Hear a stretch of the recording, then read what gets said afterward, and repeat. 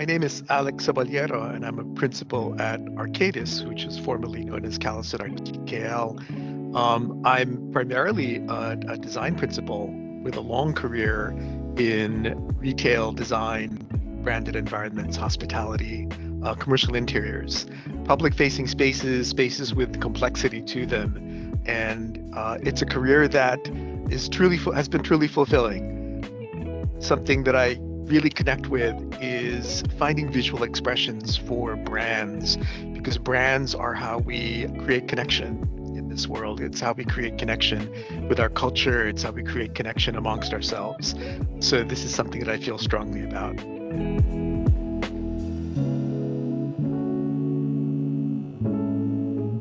In my role over the years as a design partner, as someone who's run design teams, I've done a lot of interviews of students coming out of school, and I'm active as well. I get asked to be on juries at schools, and so design juries, and so I go into schools and I do design juries fairly frequently. And I did want to talk about something. I did want to speak to young designers coming out of school about something that they should be aware of. I think something that I'd suggest that they pay close attention to.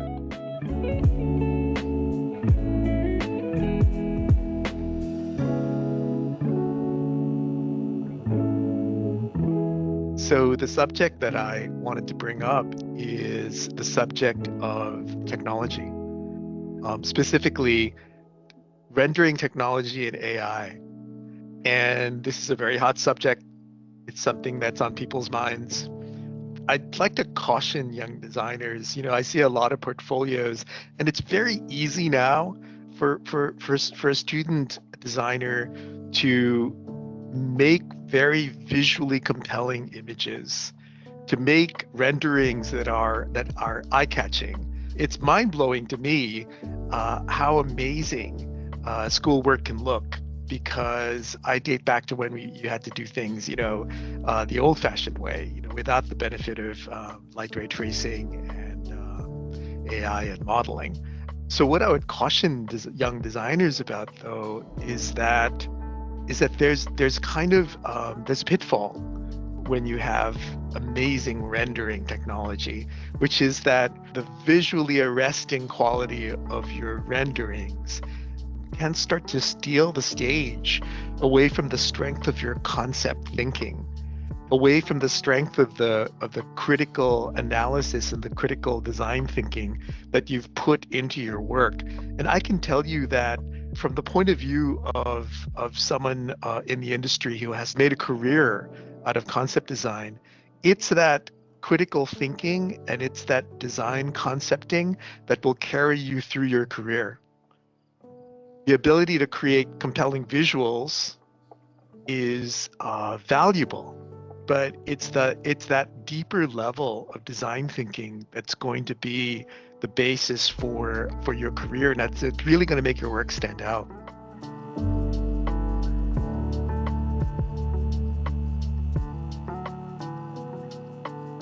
So how do you do this? How would I suggest you go about making sure that critical thinking speaks through? You should remember that the interviewer or the juror has a limited amount of time to look at your work. They've got minutes to form an impression, seconds to form an impression, minutes to speak with you, and to get to the heart of who you are as a potential, professional on their team. Quite bluntly, I would make sure that visually within the work, the connection from your concepting to your final product, the thread which takes you from the initial thought to those renderings and plans and visuals, make sure that is clear and clean and a through line within your description of the work, within your project, so that whoever's looking at the work can see that through line very clearly, and it speaks to them. That way, you're setting them up to be able to speak to you and to converse with you about the true value of your work, which is the critical thinking and the design concept. This way, you're using the time most effectively, and you're getting to the heart of what it is that will make you stand out as a professional, an aspiring professional.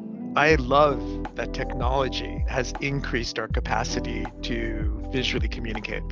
I love the quality of the work that we can produce now and the speed with which we can produce it.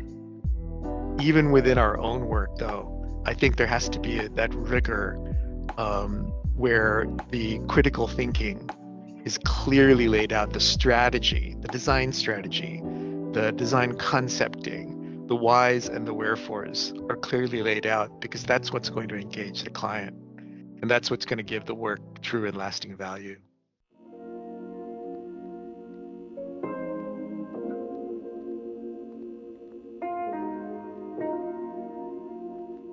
So one subject that's very much on people's minds is artificial intelligence and what it's doing to the design industry.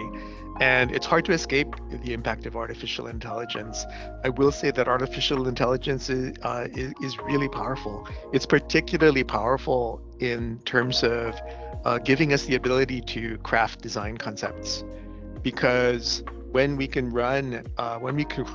create concept images with much greater speed, much greater specificity, much greater output than we ever used to be. So when we come up with a design concept, the inspiration imagery is now something that we can generate on demand, rather than going out into the world and hoping to come across an image that describes what it is that we want to do.